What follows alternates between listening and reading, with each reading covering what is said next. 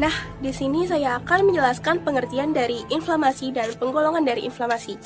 Inflamasi itu sendiri adalah suatu respon terhadap cedera jaringan ataupun infeksi. Inflamasi merupakan proses alami untuk mempertahankan homeostatis tubuh akibat adanya agen atau senyawa asing yang masuk ke dalam tubuh. Inflamasi dibagi menjadi dua, yaitu inflamasi akut dan inflamasi kronik. Inflamasi akut berlangsung dalam waktu yang lebih singkat dan melibatkan sistem vaskular lokal, sistem imun, dan beberapa sel. Tanda-tanda yang paling khas yang menandakan terjadinya inflamasi yaitu kemerahan, panas, nyeri, bengkak, dan disertai dengan perubahan fungsi lokal. Sedangkan pada inflamasi kronik itu terjadi dalam waktu yang lebih lama, beberapa bulan bahkan bertahun. Pada inflamasi kronik melibatkan sel darah putih, terutama sel mononuklear pada proses Inflamasi. Yang pertama, nyeri. Daerah yang meradang cenderung nyeri, terutama ketika disentuh karena lebih sensitif. Yang kedua, kemerahan. Perubahan warna ini karena pembuluh kapiler yang diisi dengan lebih banyak darah dari biasanya. Yang ketiga, imobilitas.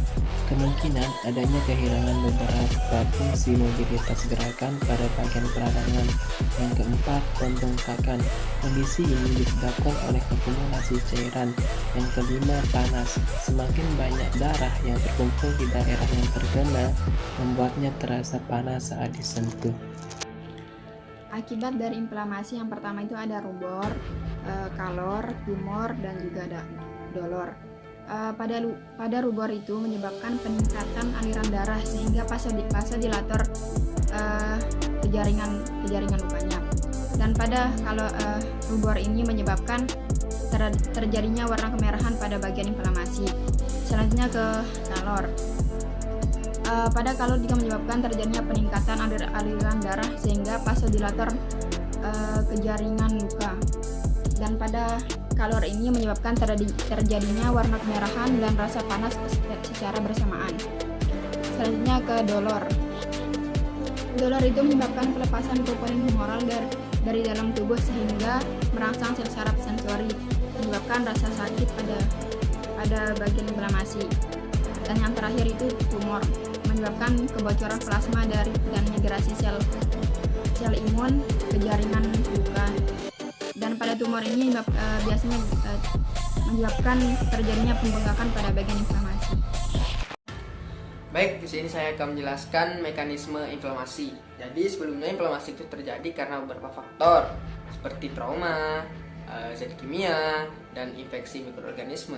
Nah, di sini untuk infeksi mikroorganisme itu terjadi apabila ada kerusakan pada jaringan yang ditimbulkan atau yang disebabkan oleh benda-benda tajam, misalnya kayak pisau atau paku. Setelah jaringan tubuh itu terluka, itu nanti akan menyebabkan bakteri penginfeksi itu akan masuk pada jaringan tubuh sehingga bisa menyebabkan infeksi pada jaringan tubuh yang luka tadi. Sehingga infeksi bakteri ini nanti akan menyebabkan permeabilitas kapiler itu meningkat sehingga protein dan cairan dalam darah itu akan masuk ke dalam jaringan yang luka tadi, yang nantinya akan menyebabkan rasa sakit, kemerahan, dan pembengkakan seperti gejala-gejala inflamasi pada umumnya, yaitu tumor, kolor.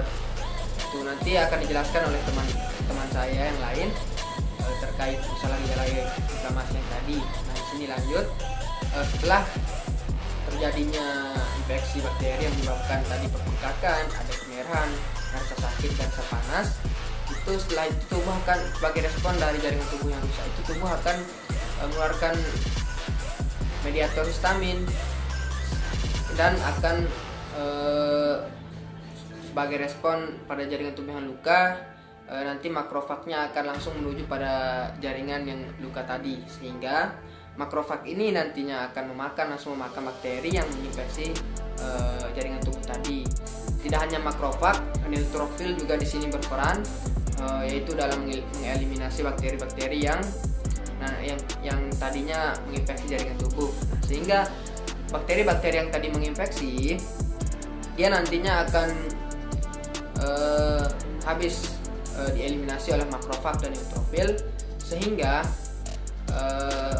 luka yang tadinya pada jaringan tubuh itu akan terjadi proses penutupan luka. Seperti biasanya dia nanti akan lukanya akan tertutup dan lukanya akan kembali, ada jaringan tubuh itu akan kembali seperti normal. Nah, itu untuk mekanismenya secara umum. Saya, Baimina Ahlul Taqwa, akan menjelaskan atau akan menyebutkan gejala-gejala dari inflamasi atau yang disebut dengan peradangan. Seperti yang kita ketahui atau yang pernah kita pelajari, gejala-gejala dari inflamasi itu ada 4. Yang pertama itu ada yang namanya rumor, kemudian yang kedua ada yang namanya kalor, yang ketiga ada yang namanya dolor, dan yang keempat ada yang namanya tumor. Dimana gejala yang pertama itu rumor, yaitu terjadinya kemerahan pada inflamasi atau peradangan.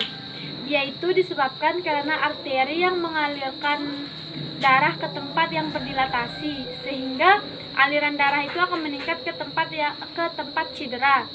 Kemudian yang kedua itu ada yang namanya kalor, dimana kalor ini terjadinya rasa panas pada inflamasi atau peradangan. Rasa panas ini terjadi karena aliran darah lebih banyak di tempat radang daripada di sekitar radang.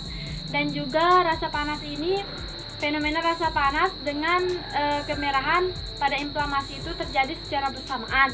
Kemudian yang ketiga ada yang namanya dolor, di mana dolor itu terjadinya rasa sakit pada inflamasi. Terjadi karena adanya peregangan jaringan, kemudian karena terjadinya pengeluaran zat-zat kimia. Dan yang terakhir ada gejala inflamasi yaitu tumor, di mana terjadinya pembekakan pada inflamasi. Pembekakan ini adalah peristiwa yang paling nyata pada inflamasi karena peningkatan permeabilitas kapiler. Mungkin hanya itu yang bisa saya sampaikan dari gejala-gejala inflamasi. Saya akan menjelaskan terapi non-farmakologi. Terapi non-farmakologi adalah terapi yang tidak menggunakan obat-obatan antiinflamasi, melainkan dengan cara memodifikasi gaya hidup yang sehat, seperti makan makanan yang sehat, bergizi, dan bervitamin.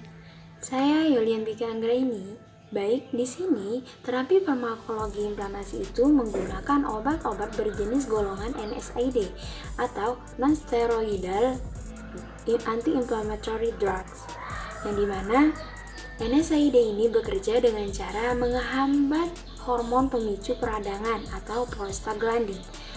Obat yang termasuk ke dalam golongan ini salah satunya adalah ibuprofen, yang dimana mekanisme ibuprofen ini dia bekerja dengan cara menghambat COX-1 dan COX-2. COX-1 itu berada dalam darah, lambung, dan ginjal. Sedangkan COX-2 itu keberadaannya diinduksi oleh terjadinya inflamasi sitokin dan merupakan mediator inflamasi.